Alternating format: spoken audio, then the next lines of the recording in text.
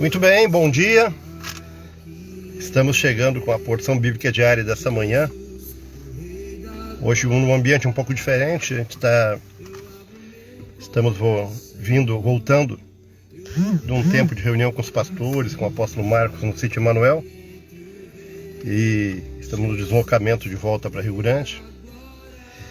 E nessa manhã chuvosa, nessa manhã em que por aqui ao menos choveu bastante, veio temporal, eu espero que a tua vida seja encontrada com poder, graça e virtude.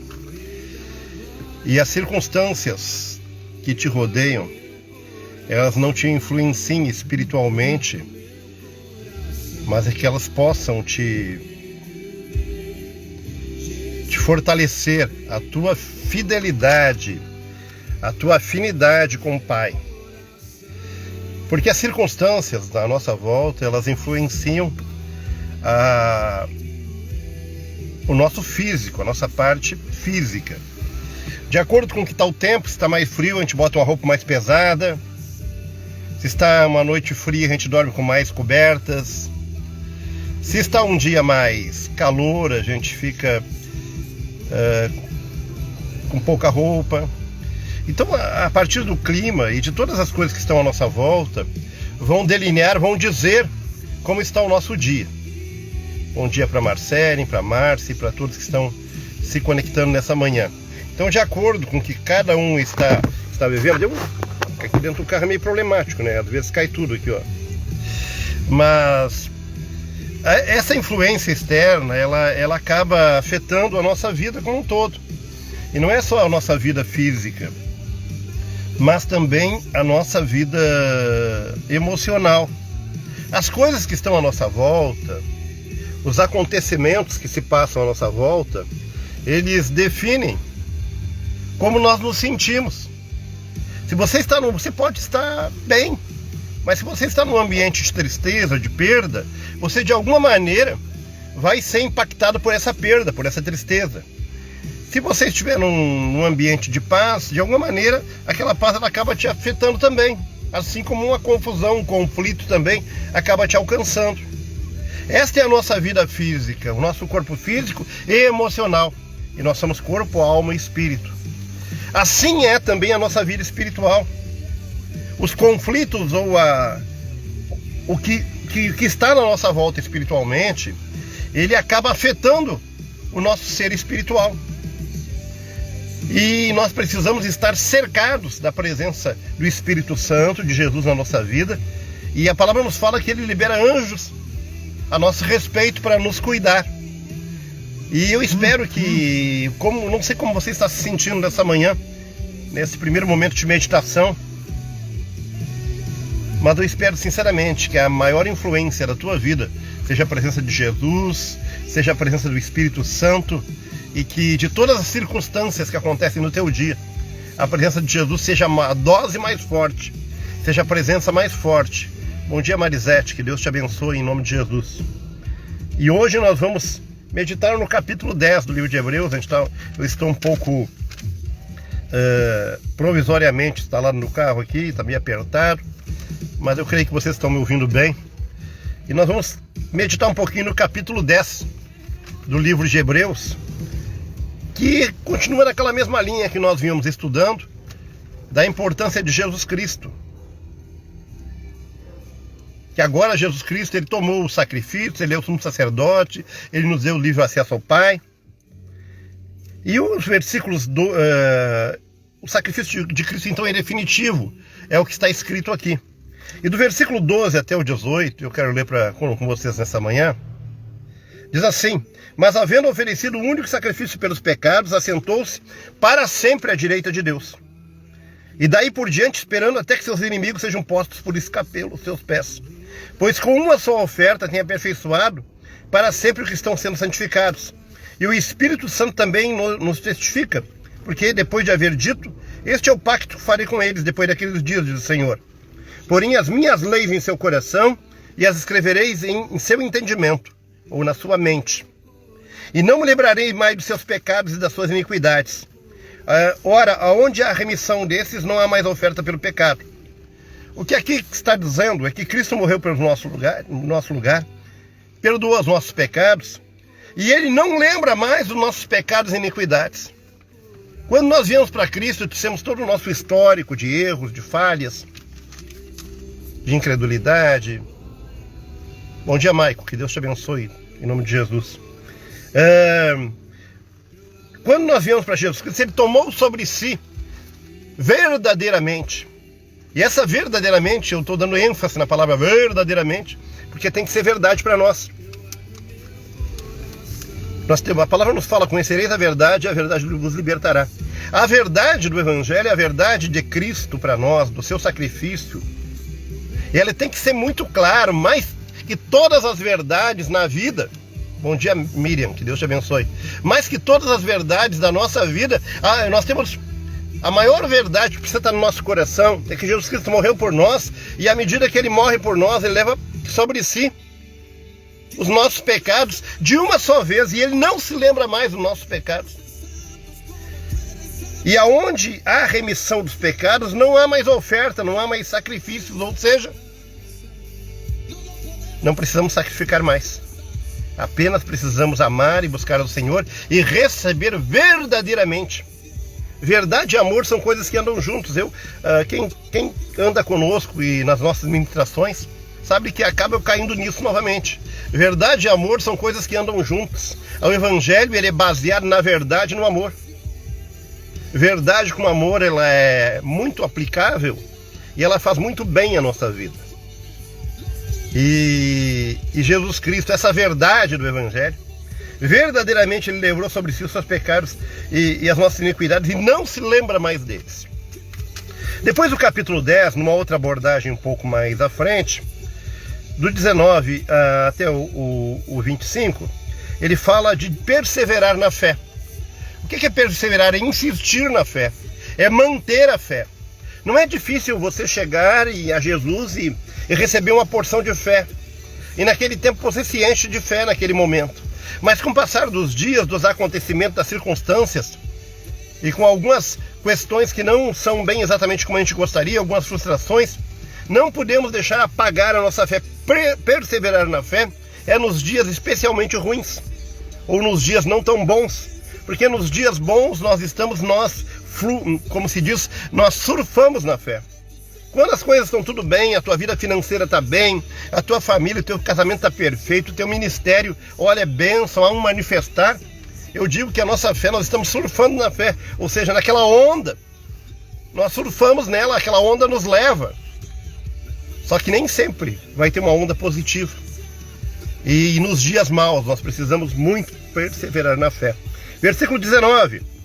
Temos, pois, irmãos, ousadia para entrar no Santíssimo Lugar pelo sangue de Jesus, pelo caminho que Ele nos inaugurou, caminhando novo e vivo através do seu véu, isso é, da sua carne, e tendo um grande sacerdote sobre a casa de Deus. Chegamos com verdadeiro coração e de inteira certeza da fé, tendo o coração purificado da má consciência e o corpo lavado com água limpa.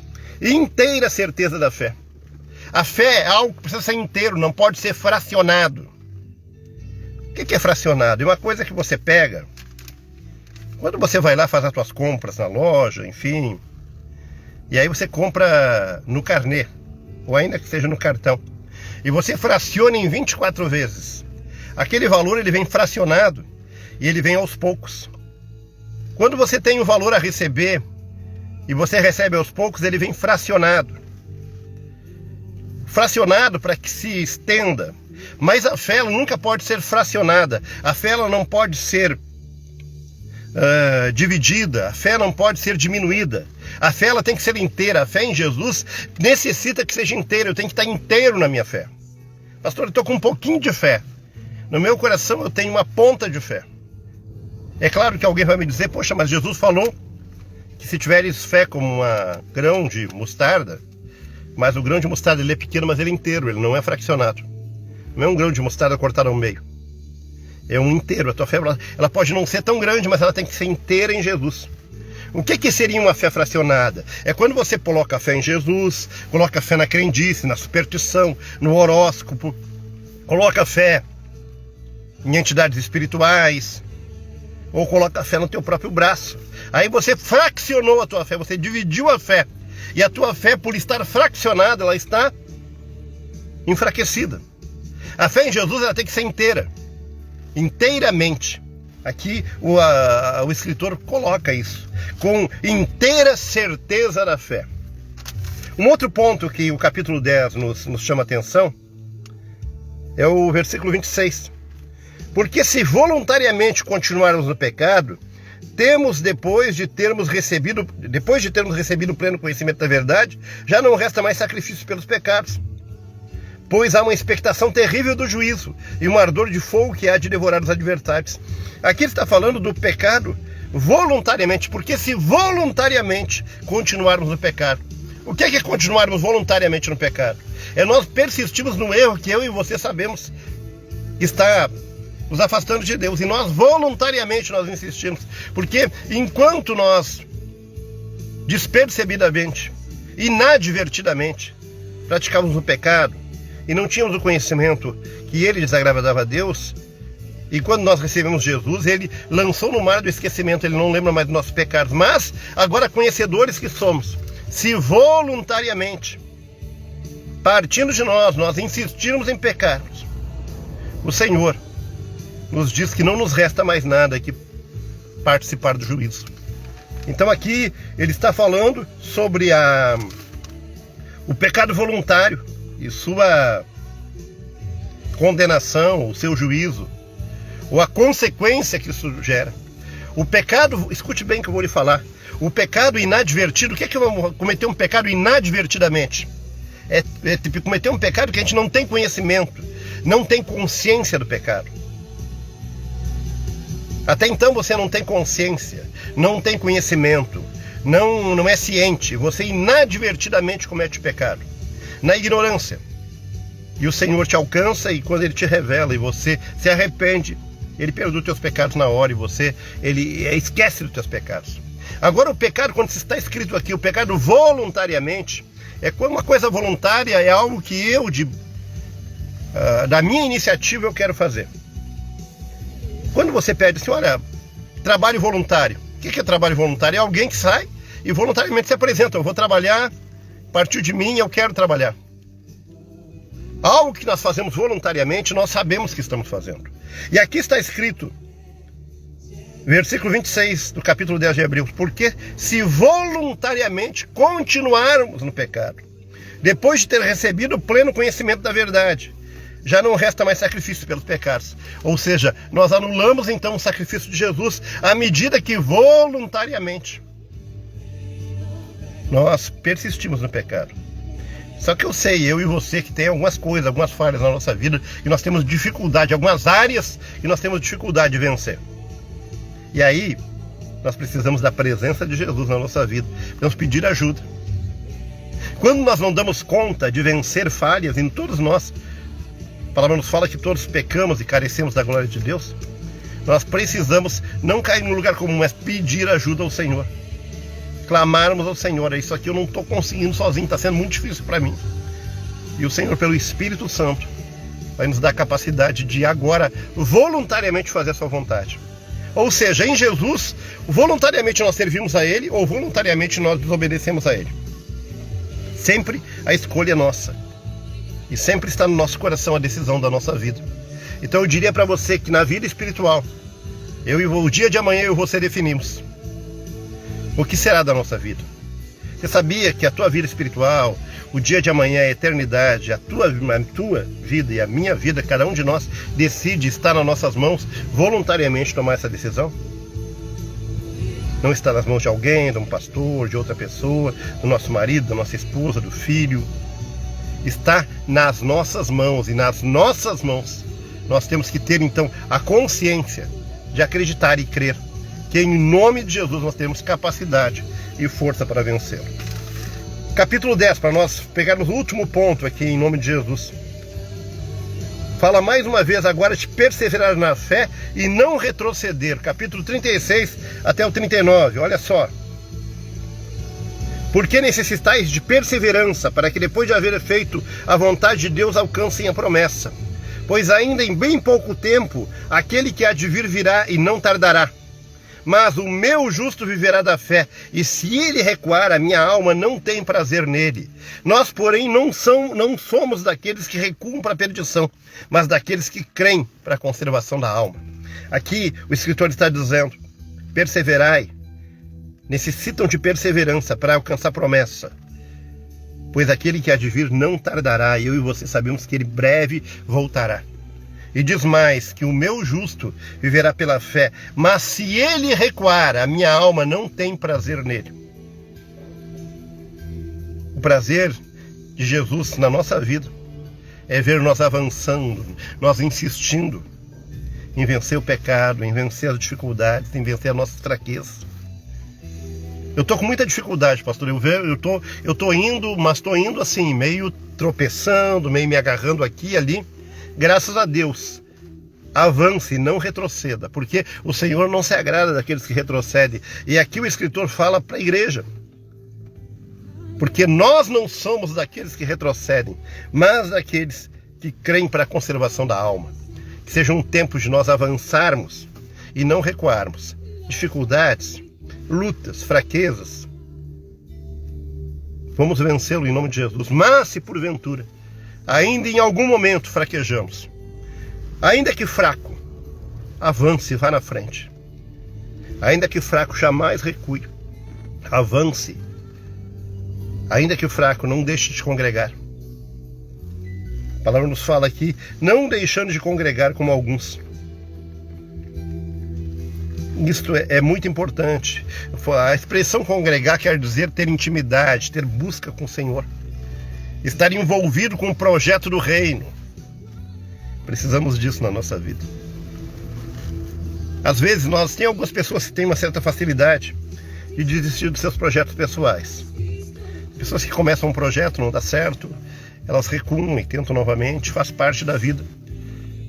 Quem de nós já não começou um negócio e desistiu porque não deu certo?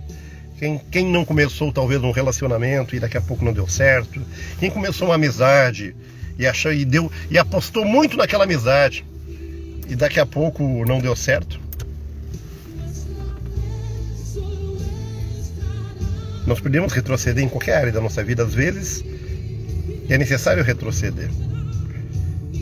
Mas quando nós colocamos a nossa fé em Jesus e a nossa fé nele, devemos viver pela fé, e pela fé não temos a condição de retrocedermos na fé, mas precisamos avançar, não recuar. Então que seja um tempo de avanço na tua vida e na minha vida, que seja um tempo independente das circunstâncias, que a gente possa avançar, e Ele está conosco a cada dia. Amém? Capítulo 10 então do livro de Hebreus. Aqui no carro não liguei o ar, tá muito calor, mas fala então de algumas coisinhas que nós meditamos. Você pode ler todo o capítulo 10, são 39 versículos muito importantes, que falam do sacrifício de Cristo, que nós não precisamos mais oferecer sacrifício, porque Ele é o maior sacrifício que já foi oferecido por nós, pelo nosso pecado. Fala que Ele não se lembra mais do nosso pecado. Fala que devemos perseverar na fé e ter uma fé inteira, não uma fé fraccionada. Fala do pecado e do seu castigo, do pecado voluntário, não do involuntário, não do pecado inadvertido, um pecado sem conhecimento, mas do pecado voluntário. E fala finalmente de perseverar e não retroceder. Quero orar com você nessa manhã, para que o Senhor nos dê força para nós avançarmos. É tempo de avanço, e que nós possamos avançar e ser mais que vencedores no seu nome. Oramos ao Senhor. Possamos, Senhor Jesus, estar firmados na Tua palavra, agarrados em Ti, firmados em Ti. Que a nossa fé seja inteira, ela não seja uma fé dividida, ela não seja uma fé que está espalhada, que está fraccionada, mas uma fé inteira na Tua presença. Que Tu venha nesse tempo com fortalecimento, com cura, com milagre, com transformação e com renovo espiritual. E que esse tempo seja um tempo de nos agarrarmos inteiramente a Ti, em amor e em verdade. Que o nosso coração arda, tenha um ardente desejo de praticar a verdade com o Teu amor. E isso cada dia mais tem sido tão forte no nosso coração, meu Pai. Eu venho que Tu venha pedir a Tua proteção, a cura, o milagre. Eu sei que algumas pessoas estão enfermas, com problemas, com dificuldades, até mesmo na área financeira, precisando de uma provisão sobrenatural. E neste momento, Tua mão de poder seja estendida para que cada um possa avançar em vitória, em o nome do Senhor Jesus Cristo. Amém? Amados, hoje, quarta-feira, nós temos um culto na Vila da Quinta às 8h30 da noite, um culto de bênção. Hoje, se você puder estar conosco, 8h30 da noite, tem o culto online, presencial ali na igreja da Vila da Quinta, e amanhã, 8 horas da noite, na Santos Dumont, na junção, já mais para o lado do centro da cidade. Amanhã, 11h30 da manhã, nós vamos avançar para o capítulo 11, e o capítulo 11, ele nos fala muito sobre fé, né? E nós precisamos a cada dia desenvolver a nossa fé. E Deus te abençoe em nome de Jesus, te dê uma tarde, um dia abençoado. Eu daqui a pouco estou retornando para Rio Grande, né, tá? Estamos voltando do sítio Emanuel. E que Deus nos dê um dia cheio de paz e da sua presença. Um grande abraço a todos em nome de Jesus.